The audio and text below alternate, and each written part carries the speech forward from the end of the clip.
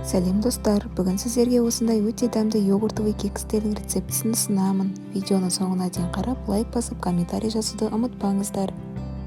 Ол үшін бізге керек заттар жұмыртқа, қант, сұйық май, йогурт, ұн және де қамыр қопсытқыш.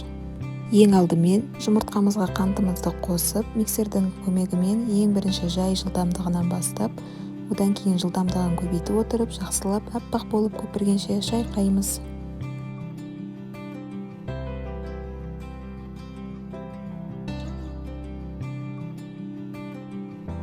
Жұмыртқа мен қантымыз осылай аппақ болып көпіруі қажет.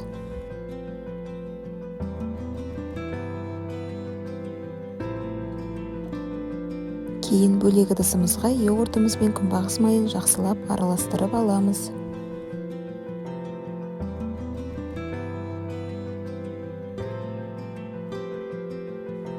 Екеуін жақсылап араластырып алған соң, жұмыртқалы массамызға қосамыз. Енді осы массамызды миксердің көмегімен біркелкі болғанша шайқаймыз.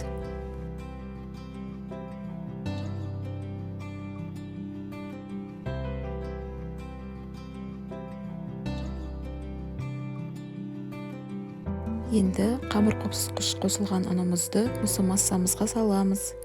Мен тек ұнның жарты бөлігін қостым. Соны жақсылап араластырып алған соң, кейін екінші бөлігін қосамын.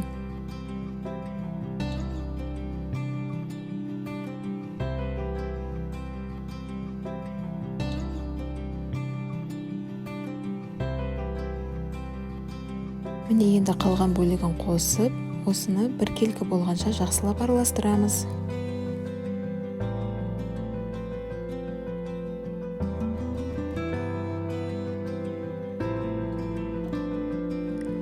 Дайын болған қамырымызды кекске арналған формаға құямыз. Формамызға құйған кезде аса қатты толтырмауымыз қажет, себебі піскен кезде көтеріліп тасып кетуі мүмкін. Енді осы дайын болған кекстерімізді қыспай тұрған пешке саламыз. Кейін салғаннан кейін пештің градусын 170-ке апарып 15-20 минутта пісіреміз. Міне достар, біздің кекстеріміз осындай әп-әдемі болып пісіп шығады. Әдемілігі үшін мен бетіне сгущенка жақтым, кейін миндаль жаңғақтарын себемін. Бұл міндетті емес, өз қалауларыңыз бойынша әсемдесеңіздер болады. Әсемдемей де жей берсеңіздер өте дәмді.